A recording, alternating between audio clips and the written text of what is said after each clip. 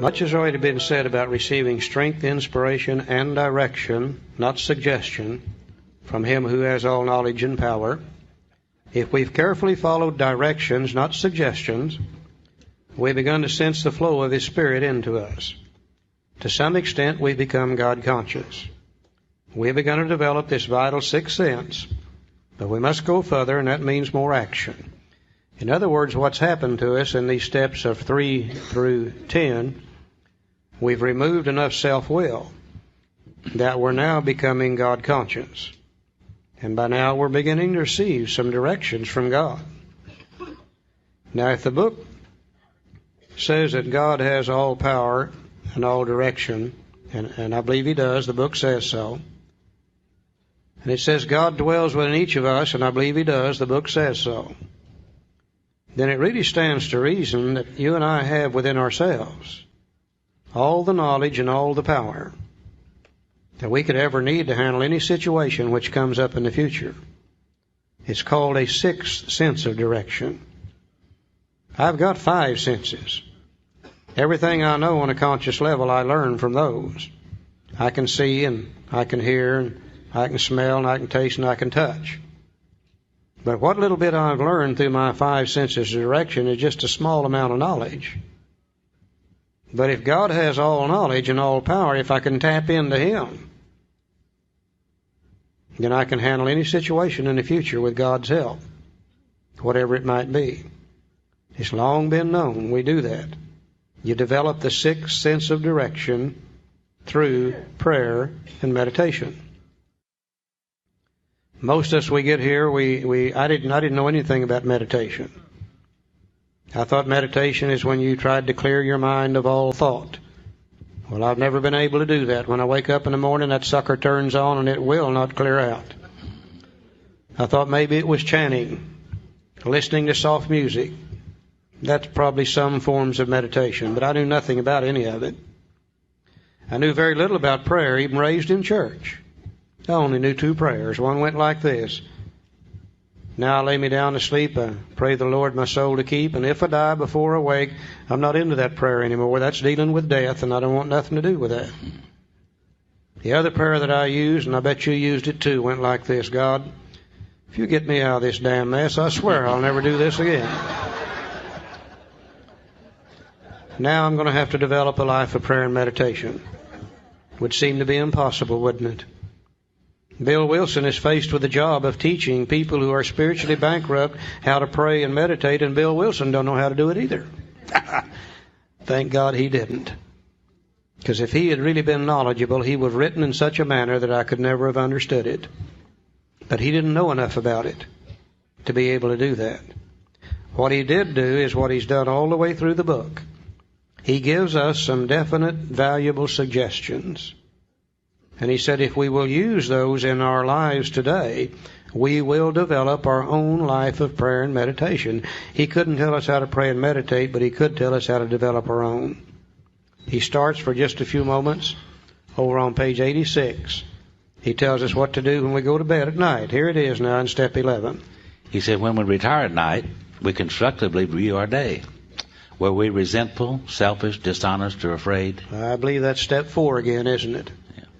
Do we owe an apology? That must be steps 8 and 9 again. Have we kept something to ourselves which should be discussed with another person at once? I believe that's step 5 again. Were we kind and loving toward all? What could we have done better? Were we thinking of ourselves most of the time, or were we thinking what we could do for others, of what we could pack into the stream of life? But we must be careful not to drift into worry, remorse, or morbid reflection, for that would diminish our usefulness to others. After making our review, we ask God's forgiveness and inquire what corrective measures must be taken or should be taken. There's steps 6 and 7 again.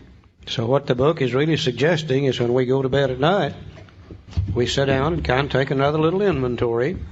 Step 10 was during the day when we're disturbed. Step 11's before we go to bed at night. We made up a little sheet here you could use. You can use anything you want to. The main thing is do we inventory or not?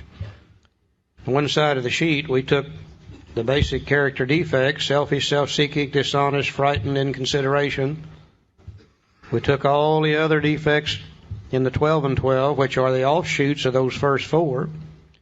put them on the left-hand side of the sheet and call them the personality characteristics of a self-willed person. We tried to find the opposite and put them on the right-hand side of the sheet. Call that the personality characteristics of a God-willed person. Now all we're trying to do is get from the left-hand side of the sheet to the right-hand side. And I can sit down at night with this little sheet and run down through it, making a few check marks. That shows me where I've been that day. Shows me what I need to continue to work on. Never do I find myself on either side of the sheet. The check marks change locations from time to time, but I'm beginning to notice that I'm marking more of them on the right than I am on the left. And slowly, over a period of time, we continue to become a different human being. Now, I've learned one thing about my sobriety. I am going to inventory. I've got one or two choices. I can put it off and put it off and put it off and put it off until I'm so sick that I'm almost drunk. And then I start trying to dig myself out from under that mess. Or I can take just a few minutes each day. And by doing it a few minutes each day, I keep myself in reasonably good condition. And I'm in much less chance of drinking. I find that it takes less energy to do it on a daily basis than it does to wait till I'm almost drunk and then start trying to dig myself out from under it. A very definite, valuable suggestion. Okay. The next paragraph tells us what to do in the morning when we get up. On awakening, let's think about the 24 hours ahead. We consider our plans for the day. Before we begin, we ask God to direct our thinking, especially asking that it be divorced from self-pity, dishonest, or self-seeking motives. Under these conditions, we can employ our mental faculties with assurance, for after all, God gave us brains to use. Our thought life will be placed on a much higher plane when our thinking is cleared of wrong motives. Most of us get up in the morning, first thing we do is go to the bathroom. One guy told me the first thing he did was get on a treadmill. I said, man, you got a better bladder than I've got. I go to the bathroom first. Then we head for the kitchen. And we get a cup of coffee and maybe a little food, and we feed the body. We get the body taken care of, we go back to the bathroom again. And you ladies fix your hair, and we men fix our beards or faces or whatever. And we get that part of us done, we go to the closet. And we begin to pick out the clothes that's going to cover the body during the day. Got to make sure they match now. We've got to make sure they match. They're the right color. We spend lots of time on our clothes. After we get the body all taken care of, we feed the cat or the dog.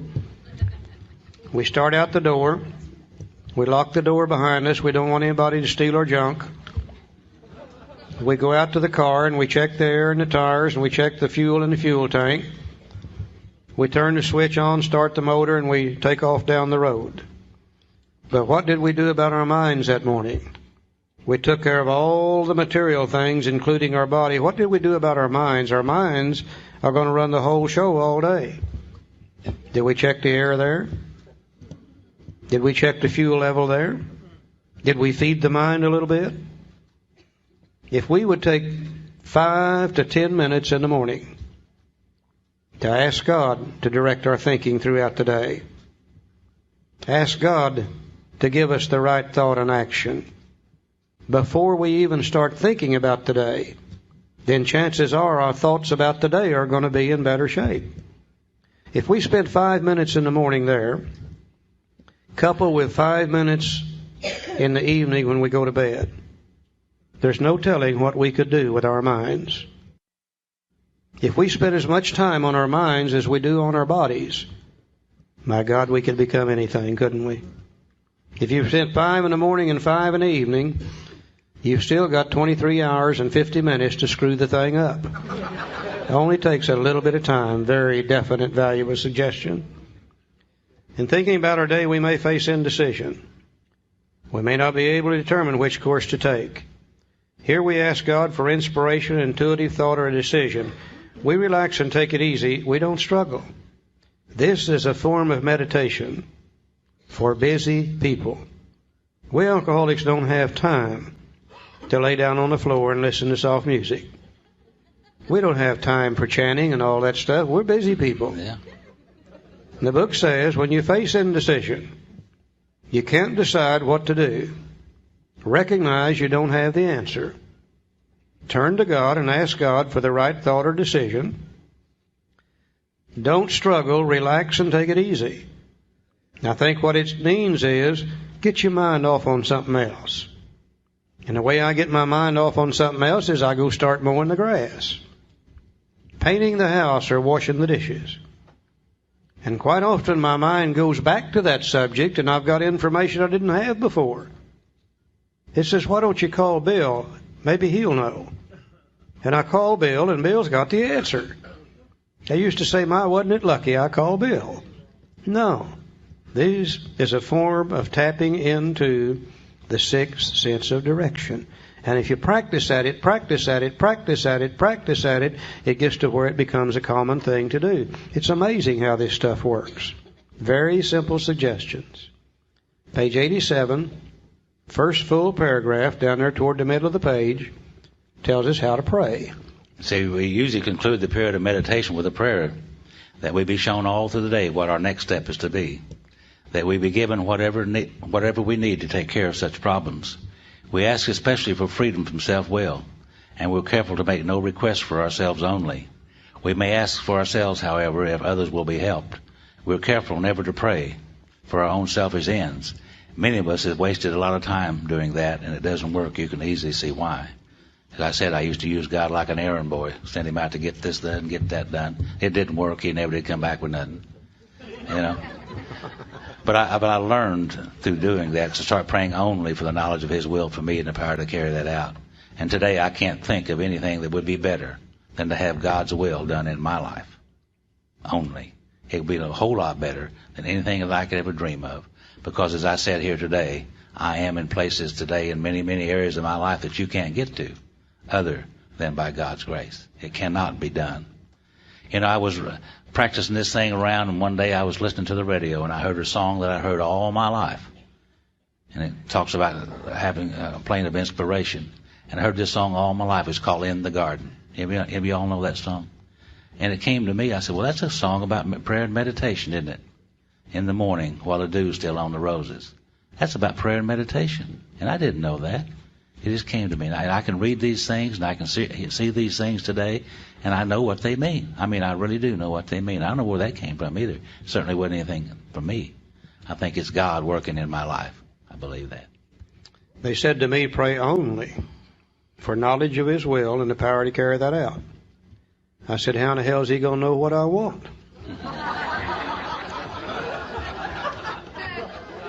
And they said, He don't care what you want. They said He's interested in what you need. And He knows more about what you need than you know yourself. And that's turned out to be exactly true. If I had written a list of things that I thought I needed when I first came to AA, if I'd have said, God, give me these things and I will be satisfied for the rest of my life, I would have cheated myself.